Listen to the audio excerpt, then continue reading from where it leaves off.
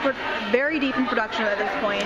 Yeah. Now that you've had over a year of playing Ichabod, is there something that was maybe a little bit more difficult for you to deal with earlier on that you feel like you finally gotten the handle of?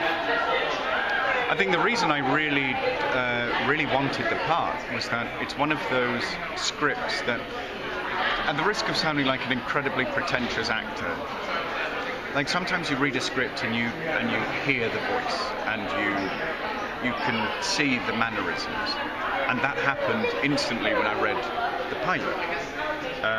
And that, was a really nice place to start building from and playing around with Len and the others. And luckily, I've read halfway through this second season, and it's still there. The voice is still there on the page. So no, it hasn't got harder, but equally it hasn't got easier. They're still throwing enough layers to him that there's still lots to explore. It would be a shame if it ever got easy. I don't think it will. I don't think they'll ever let it get easy. There's too much fun to be had with Crane. Yeah. I worked with a director a couple of years ago, a theatre director called Peter Hall, who we bonded early on over a mutual love of Groucho Marx. And I remember we worked on, we're doing a Shakespeare together, Henry IV, parts 1 and 2. And there was a really difficult scene that we worked for ages on. And when I finally cracked it, he quoted Groucho Marx and said, yeah, that's perfect, but the opposite is also true. And I think that's something that can also be said for Ichabod, is that whenever I think that I understand something, the opposite is also true with him. So I talked to your on-screen son earlier, and and John mentioned that you guys haven't actually shared a significant amount of screen time in what you've done so far. No, I think that the fun part of the start of this season is waiting for them to meet. And in fact, we're nearly at the point where that happens. He mentioned you guys have a very big scene coming up soon. We do.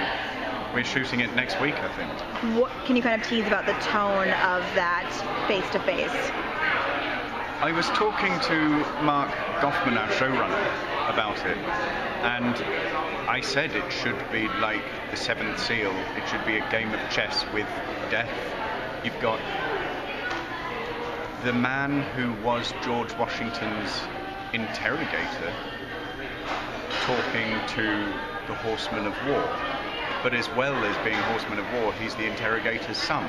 So again, there are lots of layers, and the opposite is also true. It's going to be fraught. I know that. I was very excited reading about it.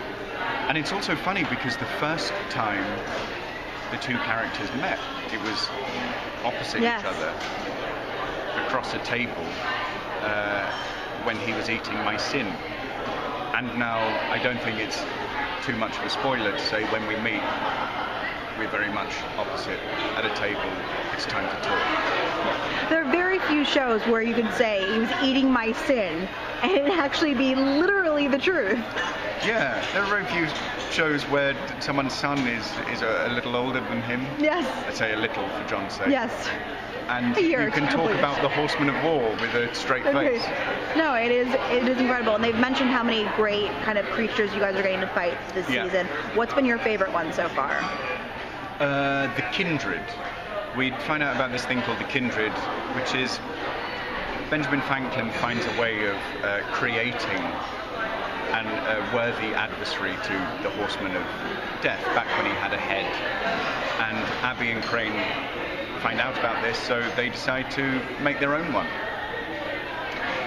Is it like Frankenstein's monster in a way? Frankenstein's monster, yeah. Okay. It is.